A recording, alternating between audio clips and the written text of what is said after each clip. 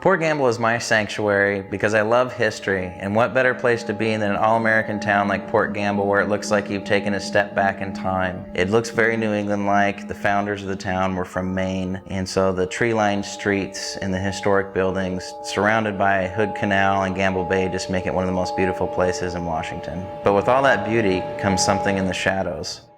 Hi, my name is Pete Orbea, and I'm a paranormal investigator, and I have the pleasure of working and living in haunted Port Gamble.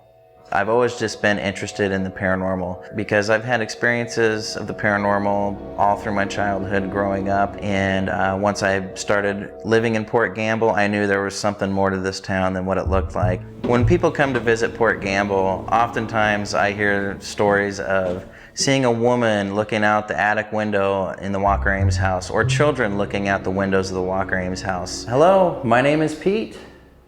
Thank you for sharing your space with us. Is there anybody here that would like to say anything?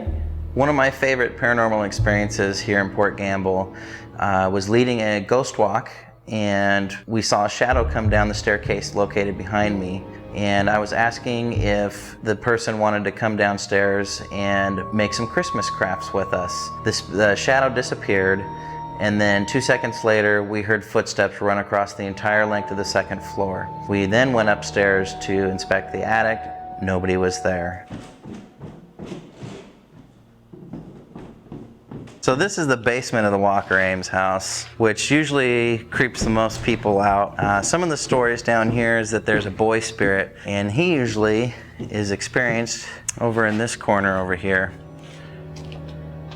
For 5 years now, we've held a ghost conference here in Port Gamble, and it's a 3-day event filled with guest speakers, discussions, investigations, and classes. And we've started doing this to really educate people about the paranormal, even if you're just curious or you're very into paranormal investigating. It's just a fun experience, and you learn a lot too. I believe Port Gamble is haunted, not just in one building, but the whole town.